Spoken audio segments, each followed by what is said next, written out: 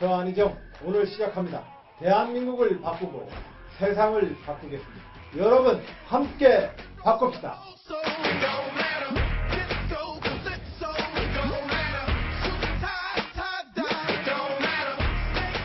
아, 그래요? 아, 예. 네. 저 솔직히 모르겠습니다. 지난 몇 달 동안에 낮은 지지율이 미동도 하지 않았을 때나 지금이나 제 마음은 똑같습니다. 지금 대한민국은 새로운 시대를 향해서 온 국민이 힘을 모아서 함께 뛰어넘어야 합니다. 그리고 앞으로도 계속 열심히 하도록 하겠습니다. 네, 지금까지 대선 전국, 흔히 지금 문재인 대선을 위해서 일방적인 게임이 되는 거 아니냐, 그런 제기가 나왔는데, 불과 2주입니다. 2월 초에 반기문 전 유엔 사무총장이 사퇴 이후에 어느 정도 흐름이 바뀌면서 지금 양강체제로 지금 바뀌고 있습니다. 지금 문재인, 안희정, 이 양강체제로 변모하는 모습을 보이고 있는데, 아주 짧은 기간에 반등을 했어요. 네, 어떻게 보죠? 예, 지금 이제 과거에 2002년도에 노무현 대통령께서 3%에서 시작해가지고, 그때 당시 지금 문재인 후보보다 더 높았습니다. 이인재 대세론이. 그래서 결국에는 광주에 노풍을 일으켜서 지금 이인재 대세론을 꺾고 대통령 후보가 돼가지고 민주당에 또 대통령까지 당선됐는데, 그때 추세보다도 지금 안희정 지사의 추세가 훨씬 더 제가 보면은 속도도 빠르고 이 상승폭도 훨씬 더 큽니다. 근데 네. 문제는 이제 당내 경선에서의 국민 경선하고 그 차이 때문에 상당히 본선에서 경선 선거인단에서는 어떻게 될지 모르겠지만 지금 추세로 보면은 안희정 지사가 문재인 재인산성을 뛰어넘을 가능성도 전혀 배제할 수 없는 상황이 지금 벌어지고 있지 않느냐 이렇게 생각을 하면서요. 네. 정말 놀라운 것이 2주 만에 10%가 상승하는, 더더구나 문재인 대세론에 거의 맞먹으면서 다른 후보들의 중도 보수층에, 지역적으로는 충청을 포함한 중도 보수층의 50대 이상층의 여론을 완전히 빨아들이는 안희정, 충남 엑소 안희정의 돌파력이 정말 눈에 띄입니다. 네. 근데 지금 일단은 말씀을 도중에도 하셨는데 당내 경선이 어떻게 될까? 이게 좀 가장 좀 큰 변수잖아요. 네, 이렇게 그렇습니다. 지지율이 높다고 해서 당내 경선을 돌파를 하는 데까지는 사실 좀 가능할까? 이게 그렇죠. 좀 의문인데 그렇죠. 어떻게 보세요? 지금까지 민주당의 열린우리당 시절부터의 어떤 경선을 보면 사실상 굉장히 결집된 그런 고정 지지층들이 향배를 갈랐습니다. 그래서 이제 그것이 표출되는 게 이제 모바일 경선의 어떤 영향인데, 기억하실지 모르지만 지난번 추미애 대표, 당대표가 될 때 친문 지지층들이 대거 온라인 당원으로 입당을 해서 그 분위기를 확 바꿔버렸거든요. 그렇기 때문에 지금의 어떤 경선에서 문재인 전 대표가 왜 계속 선두를 달리냐면 친문 그룹의 어떤 고정 지지층들이 굉장히 세를 지금 형성하고 있었어요. 예. 그런데 이제 이 20%가 넘는 안희정 지사의 어떤 대선 지지율이 높아졌다.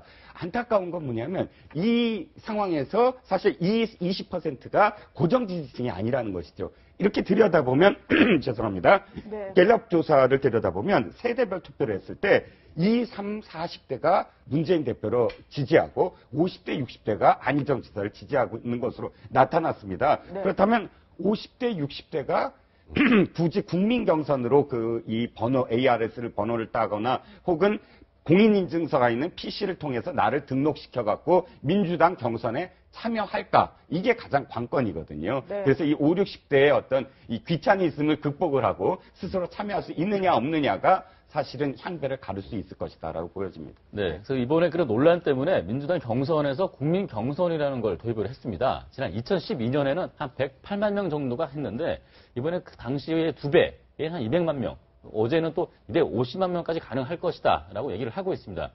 당내 경선 흥행은 좋은데 문제는 외부 당원이 아닌 일반 국민들이 많이 들어오다 보니까 역선택이라는 얘기를 많이 하고 있습니다. 반대 지지자층에서 문재인 전 대표 등 특정 후보를 떨어뜨리기 위해서 반대편을 더 선호하는 그런 역유입이 있을 것이다. 그런 얘기를 하고 있는데 이에 대해서도 문재인 전 대표도 우려를 나타냈습니다. 우리가 국민 경선을 하는 이상 어느 정도 자연적인 역선택은 있을 수 있는 일이지만 경쟁하는 정당에서 의도적으로 조직적으로 역선택을 독려하는 그런 움직임이 있다면 그것은 대단히 비열한 그런 행위라고 생각하고 그것은 또 처벌받아야 할 범죄 행위라고 생각해요.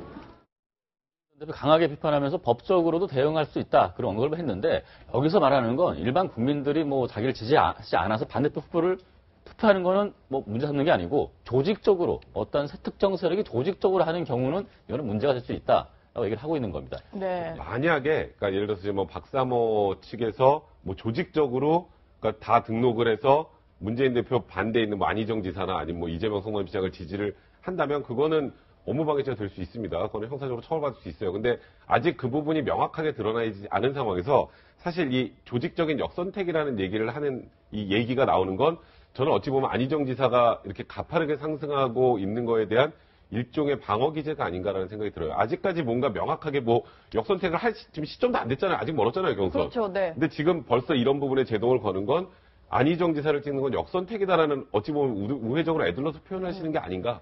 좀 그래서 네. 이 지금 조직적인 역선택이라는 얘기가 계속 나오는 건 그만큼 안희정 지사의 상승세가 무섭다. 그걸 또 반증하는 게 아닌가라는 생각도 듭니다. 실제로 역선택이 좀 영향을 미칠 수 있다고 보세요? 민 원장님? 당연히 영향을 미칠 수 있죠. 왜냐면은 정말로 그 의원님 지금 얘기된 박사모라든지 아니면은 특정 정당, 뭐 그 자유한국당이라든지 이런 정당에서 그냥 10만 명, 20만 명에서 가서 하자라고 당 조직세를 이용해서 전부 다 그 오다를 줘가지고 이렇게 가게 되면은 금방에 할 수가 있는 겁니다. 그리고 또 행정력이 동원돼가지고 일테면은 뭐 그럴 리는 없겠지만은 충청남도에서 공무원들이 들고 일어나 충청남 도민들이 한 50만 명이 등록을 한다든지 네. 이렇게 되면 당연히 얼마든지 역선택이든 순선택이든 할 수가 있는 겁니다. 그래서 그 조직력에 있어서 하는데 이왕 이 국민 선택, 아니 국민 경선의 취지라는 것이 누구나 와서 할 수 있는 거라고 한 거 아니겠습니까? 그렇기 때문에 조직적인 그런 역선택이 벌어지고 있지 않고 있는 상황 속에서는 네. 저런 얘기를 먼저 얘기한다는 것은 좀 어불성설을 아니, 하는 저는 더불어민주당이 조금 좀 이게 좀 비겁하다고 느끼는 게 표현 좀 과합니다만 일단 국민 경선 이야기할 때부터 이 역선택의 가능성은 열려 있었어요. 그런데 이걸 국민 경선 하겠다고 하면서 얼만큼 이거 자랑을 했습니까? 예. 자랑을 했으면 사실은 그 당시에도 이런 가능성이 있는데 이 부분은 어느 정도는 또 우리가 흡수할 수 있다. 그러니까 이 선순환, 그러니까 이것이 좋은 점이 더 많으므로 이것을 발표하겠다라고 했다면 이걸 계속 밀어붙여야 되는데 어느 쪽에서 좀 불리하니까 갑자기 또 역선택에 대한 거를 들고 나왔다. 자기들이 자랑한 제도에 대해서 자기네들의 허점을 지금에서야 이야기한다는 건 저는 좀 모순일 것 같고요. 역선택은 문재인 대표한테도 유리한 역선택도 가능합니다. 예를 들어서 국민의당 지지자들이 전부 들어와서 역선택, 그러니까 안희정 지사가 되면 자신들한테 불리하다. 왜? 안철수 전 대표하고 지지층이 겹쳐버리거든요. 국민의당 지지층으로 봤을 때는 어떤 의미냐면 문재인 전 대표가 이겨야 안희정 지사의 중도 보수층이 자기들한테 와서 문재인 대표와 이게 겨룰 수 있다. 이렇게 생각해서 전부 다 들어와서 문재인 대표를 지지해버리면 역선택을 하는 거죠. 그런 역선택도 가능하지 않습니까? 그러니까 역선택이 꼭 한쪽에 불리한 역선택만 있는 건 아니거든요. 근데 한 말씀만 더 드리면요. 미국의 오픈 프라이머리하고 한국의 국민 경선하고 큰 차이점이 있어요. 미국은 그냥 투표장에 가서 선거 바로 하는 거고요. 여기는 지금 등록하는 겁니다. 그러니까 그렇죠. 역선택은요. 정말 조직적으로 하기가 힘들게 돼 있습니다. 네, 근데 이렇게 민주당이 아까 말씀하신 것처럼 이렇게 아주 거창하게 홍보를 했습니다. 국민 경선 홍보를 했는데 실상 이 준비 과정을 보면 지금 진행 사항이 이렇게 매끄럽지는 않거든요. 지금 뭐 ARS로 한다는데 지금 저희 후배 기자도 거의 100번을 통화했는데 연결이 안 됩니다. 네. 그 정도로 인력도 취약하고 시스템 자체도 망해선 또 하나 더 추가를 한다고는 했지만 아직까지 지금 개통이 안 되고 있거든요. 그래서 일각에서는 의도적으로 너무 홍보를 했지만 활성화를 덜 시키고 있고 예산 투자를 하지 않은 거 아니냐 그런 지적도 나오고 있습니다. 그러다 보니까 의도적인 또 국민 경선 죽이기 아니냐 뭐 그런 얘기도 나오고 있는 실정이라서 네. 이건 어떻게 보십니까? 사실 그거는 좀 어찌 보면 민주당 입장에서 굉장히 좀 불편한 얘기일 것 같은데요. 그러니까 지금 제 개인적인 생각으로는 민주당이 준비를 많이 안 했다라기보단 예상보다 너무 많은 사람들이 지금 등록을 하고 있기 때문에 생기는 문제인 것 같고, 뭐 국민 경선에 많은 사람들 참여시키지 않기 위해서 뭐 의도적으로 이런 행동을 한다라는 거는 민주당 입장에서 도저히 받아들이기 힘든 상황이라는 생각이 들고, 민주당에서는 준비를 열심히 했지만 제가 봐도 정말 많은 사람들이 지금 몰리긴 하더라고요. 네. 저도 한번 해보려고 ARS 들어갔다가 결국 실패했는데 이제 그 부분은 아직까지 일단 탄핵 심판 선고일이 잡히면 그 3일 전까지가 이제 1차 선거인단 모집이잖아요.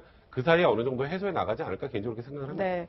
지금 뭐 일단 역선택 우려도 나오고 있는 이런 상황인데 민주당 경선전이 좀 뜨거워지면서 문재인 대세론이 좀 흔들릴 수 있는 거 아니냐 이런 얘기도 나옵니다. 그런데 아무리 그래도 문재인을 지지하는 견고한 지지층이 있어서 안 흔들릴 것이다 이런 얘기를 하는 분도 있는데요. 한번 들어보시죠.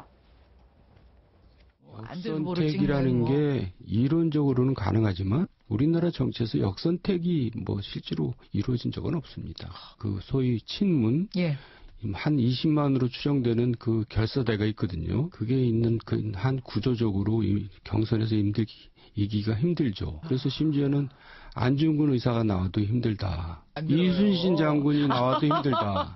세종대왕이 나오면 혹시 이길지 모르겠다. 네. 광화문 광장에 있는 두 분인데 뭐 이순신 장군은 힘들 것 같고 세종대왕 정도면 이길지 모르겠다 이렇게까지 얘기를 하네요. 그래서 안희정 지사가 지금 세종대왕의 그런 수준으로 올라갈 가능성이 있기 때문에 예. 정말 두고 봐야 된다는 겁니다. 그리고 정말로 어떤 그 열풍이 바람이 불어버리면은요, 그 조직세가 아무리 막으려도 막을 수가 없는 것입니다. 그리고 지금 기한이 길어요. 이를테면 어떻게 되어 있냐면 1차 모집이요, 탄핵 그 선고가 있기 전 3일 전까지 1차 모집을 하고, 그 다음에 탄핵을 딱 선고하고 나서 만약 인용이 될 경우에는 다시 2차 모집을 하기로 되어 있습니다. 그렇기 때문에 정말로 탄핵이 결정되고 난 뒤에 그 많은 기간, 앞으로 한 달 정도 더 이상 남았지 않습니까? 네. 이 때문에 지금은 막 폭주해서 몰리지만은 다 등록을 하게 될 경우에는 어떤 상황이 올지도 모르고 정말 안희정 지사가 세종대왕 수준으로 가서 경선에서 놀라운 어떤 그 결과를 불러낼 가능성은 충분히 저는 있다. 저는 그렇게 봅니다. 예. 네, 지금 야권, 특히 민주당의 지금 당내 경선은 아주 흥미진진하게 진행이 되고 있습니다. 반면에 아주 그냥 속이 쓰린 데가 있습니다. 지금 보수권, 범여권 이렇게 뽑을 수가 있는데 이번 갤럽 조사에서도 후보가 사실상 눈에 띄지가 않았습니다. 거의. 그래서 한교안 권한대행 한 자릿수로 줄어들었고 유승민 의원 같은 경우에도 겨우 턱걸이를 했습니다. 그러다 네. 보니까 안 보이시는 분들이 계세요. 남경필 지사 이번에 빠졌고요. 그리고 지금 자유한국당 아주 많은 분들이 출마 선언을 했지만 전혀 네. 이 여론조사에 이름조차 올리고 있지 못합니다. 거의 지금 보수 진영 좀 질이 멸멸해지는 상황인데 이러다 보니까 또 한 분 떠오르는 분이 또 생겼어요. 새로운 변수. 홍준표 경남지사입니다. 네. 성완종 리스트 무죄. 맞죠. 네. 20 무죄를 받으면서 그럼 홍준표 지사가 대선에 나온다면 보수의 대안이 되는 거 아니냐. 그런 이야기도 나오는데 어떻게 보십니까? 지금 홍준표 지사가 제가 알기로 지금 현재 자유한국당의 대선 후보군을 모아놓고 이제 후보 적합도를 봤을 때 2등으로 나오더라고요. 황교안 권한대행 다음으로 홍준표 지사가 나오는데 네. 지금 현재 그 황교안 권한대행 같은 경우에는 저 박스권에 딱 갇혀있죠. 지금 저걸 하락세라기보다는 그냥 9, 10, 11 요 사이에서 왔다 갔다 하는 건 다 오차범위 내니까요. 저 안에서 갇혀있는 이유는 그만큼 황교안 권한대행은 확장성이 없다는 의미입니다. 그러니까 지금 탄핵을 지금 반대하고 계시는 분들이 주로 황교안 권한대행을 지지를 하고 있는데 적에서 뭔가 그러니까 보수의 힘으로 뚫고 나오기에는 네. 현실적인 한계가 있다. 그런 걸 감안한다면 홍준표 지사가 만약에 나온다고 하더라도 현실적으로 저 벽을 깨기는 쉽지 않을 것이다. 그러니까 물론 자유한국당 내에서 후보 적합도 2위시긴 하지만 저 경선 안으로 들어왔을 때 이제 지금 대선 후보 지지율로 들어왔을 때 유의미한 득표율, 그러니까 저 유의미한 지지율을 지금 올리기에는 현실적인 한계가 있는 게 아닌가 좀 개인적으로 네. 생각합니다. 홍준표 지사 하면은 뭐 여러 가지 별명들이 따라붙는데 뭐 한국의 트럼프 대통령이다 이런 얘기도 있고 뭐 두테르테를 밑에서 뭐 홍테르테 이런 얘기까지 하는데 이번에 사실은 이제 항소심에서 무죄를 선고받고 나서도 기자간담회에서 아주 격한 발언을 쏟아냈습니다. 먼저 한번 들어보시죠. 어떻게 보면 이 정부의 일부 양박들하고 이때 양박이라는 게 양아치 같은 친박이라는 뜻입니다. 일부 양박들하고 청와대 민정이 주도가 되어서 내 사건을 만들었습니다. 그러나 지금 자유한국당은 박근혜의 사당이 아니고 이 땅의 우파 진영의 본사입니다. 그래서 쉽게 떠나기가 어렵습니다. 세상에 탈박, 복박, 나중에 진박하다가 내가 오늘 이야기한 양박까지 나왔습니다. 무슨 진박이 이념이 있습니까? 이념으로 뭉쳐진 집단은 친노입니다. 이념도 없이 그냥 국회의원 한번 해보기 위해서 박근혜 치맛자락 잡고 있었던 사람들입니다. 그 사람들이 무슨 이념이 있습니까? 뭔가 이번에 수사를 받고 재판까지 가게 된 거에 대해서 상당히 억울함이 있는 것 같은데 네. 사실은 지금 당내 자유한국당 안에 남아있는 것들이 사실 친박이 좀 다수인데 네. 저렇게 신경을 건드려서 사실 좋을 건 없을 것 같은데요. 아니요, 저는 그 원한 때문이 아니라 실질적으로 자신의 어떤 그런 지금 방향, 앞으로 출마했을 때 방향에 대해서 아주 계획적으로 지금 이야기를 하는 것 같아요. 네. 지금 보면 진짜 홍준표 지사의 어쨌든 전략적인 그런 뭐랄까요 포지션, 그 놀라운 어떤 게 보여집니다. 첫 번째, 지금 친박을 비판을 했잖아요. 친박에 대해서 굉장히 비판을 했는데 그럼에도 불구하고 오늘 모 신문의 인터뷰에는 뭐라고 그러냐면 대통령 잘못은 했지만 이건 헌법 위배는 아니다. 네. 위헌적인 어떤 부분까지는 아니다라고 얘기를 해요. 그러니까 자유한국당에 또 친박만 있는 게 아니에요. 비박도 있어요. 그럼 자유한국당을 비판한 건 아니거든요. 자유한국당 내에서도 일부 친박 의원들에 대해서 지금 비판한 게 되고 자유한국당이 지금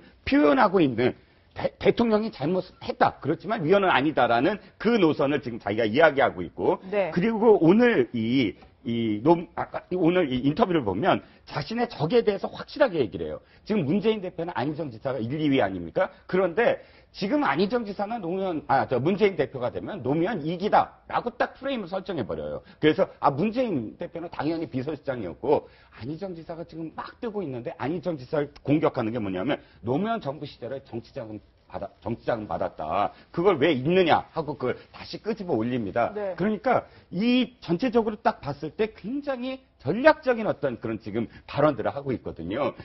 도리어 지금 이 지지율이 안 오르는 1% 미만의 수많은 그런 그 후보들이 못했던 것. 이 적을 확실하게, 정파의 적을 확실하게 규정하고 프레임을 딱 설정을 하고 또 내가 어디에 포지셔닝 할까를 확실하게 딱 규정을 해서 PR을 확실하게 처음부터 구분해서 앞으로의 어떤 가능성을 도모하는 것. 오늘 인터뷰를 보니까 확실히 홍준표 지사가 왜 적합도 2위인지는 알겠습니다. 네. 네. 지금 뭐 말씀하신 것처럼 홍준표 지사 나름 대권에 대한 꿈이 없는 것 같지는 않습니다. 분명히 계획도 있고 여러 가지 준비를 하고 있는 것 같은데 문제는 과연 출마할 수 있느냐입니다. 일단 자유한국당 당원권이 정지된 상태거든요. 그래서 자유한국당 대선 후보로 나가기 위해서는 당원권 정지가 풀려야 되는데 이 문제에 대해서 좀 당내에서 좀 의견이 많습니다. 그래서 2심에서 무죄가 났긴 했지만 최종심 결과가 안 났기 때문에 생각하기 풀을 수 없다. 이런 얘기가 좀 나오고 있고요. 본인도 아직 신청을 하지 않은 상태입니다. 이거 어떻게 해석을 해야 될까요? 그래서 이제 그 친박과 일부에서는 이제 황교안 총리 카드를 생각하고 있기 때문에 지금 막고 있지 않나는 생각이 저 개인적인 판단입니다. 네. 국민의당 보십시오. 국민의당은 박선수 의원하고 그 다른 의원들 1심에서 무죄 났으니까 바로 당원권 정지해줬지 않습니까? 자유한국당에 한 사람이라도 지금 어려운 상태에서 지금 솔직히 대선 주자 선한 분들 그분들을 제가 폄하한 건 아니지만 0%도 안 나온 분이 서너 분 계시지 않습니까? 그런 분들에 비해서 홍준표 지사 같은 경우는 얼마나 자유한국당의 당세를 확장을 위해서 얼마나 좋은 카드 아니겠습니까? 그러면 오늘이라도 당장 내일이라도 당장 그 당원권 정지를 풀어주는 게 자유한국당에 도움이 되는 거 아니겠습니까? 국민의당 사례가 있지 않습니까? 1심에서 무죄가 난 박선수 의원하고 김수민 의원 바로 당원권 정지해서 최고위원회에서 풀어줬지 않습니까? 지금 활동하고 계세요. 국민의당 당원으로. 그런 선례를 좀 삼아서 네. 그 자유한국당에서도 좀 열린 자세로 임해야 되지 않느냐. 저는 그렇게 생각합니다.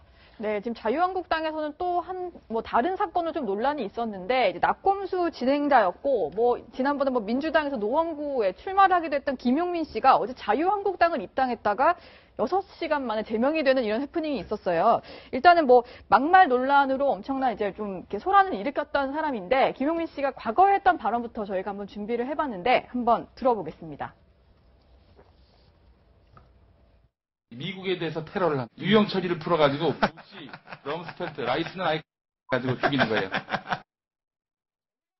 과정에서도 저 발언 때문에 논란이 됐었던 적이 있는데 자유한국당도 사실은 일부러 좀 약간 비아냥되기 위해서 입당을 했던 거였더라고요. 어제 또 어떤 분들은 김용민 씨가 완전히 또 이 전환을 해가지고 또 이제 자유한국당으로 와서 태극기 흔드는 거 아니야? 그렇게 생각하셨던 분들도 있었는데 어제 대부분의 이제 이 관련된 뉴스를 보신 분들은 김용민 씨가 좀 자유한국당을 조롱하고 있구나. 네. 그런 느낌이 굉장히 강하게 왔었죠. 그리고 그 밑에 캡처한 문자 메시지 보면 임명진 비대위원장이 입당을 축하드립니다. 고맙습니다. 이런 문자가 와 있는 게 보이잖아요. 예. 입당하면 자연스럽게 당연히 오는 문자니까 그것까지 공개를 하면서 굉장히 좀 조롱을 하고 있는데요. 그러니까 사실 지금 그런 얘기를 하더라고요. 김용민 씨가 그런 거는 종편에서 아직도 잊지 않고 자기를 계속 언급해 주는 거에 대한 감사함의 표시로 자유한국당에 들어가서 김진태 의원과 함께 태극기를 휘두르겠다 뭐 이런 네. 표현을 썼던데 예. 저는 그렇습니다. 뭐 여러 가지 표현은 방법이 있고 뭐 상대방을 이제 비난하는 방법이 있겠지만 이런 조롱의 방식은 저는 개인적으로 그렇게 바람직하다는 생각이 들지는 않고요. 또 자칫하다가 지금 어쨌건 잘 나가고 있는 민주당에게 또 한번 내부적으로 엑스맨이 될 수도 있지 않을까라는 불안한 생각까지 들 정도니까 네. 그러니까 김용민 씨가 일단 자유한국당을 비난하고 하는 거는 뭐 당연히 본인의 의사 표현의 자유니까 그 부분은 괜찮겠지만 이렇게 조롱하는 방식이나 뭔가 막말을 하는 방식은 좀 지양할 필요가 있지 않을까 생각합니다. 네. 근데 김용민 씨가 지금 제명이 되고 바로 또 반발을 했습니다. 그래서 어수룩하게 징계를 가했다. 염려 마라. 나는 다시 자유한국당 당원의 지위를 회복할 것이다.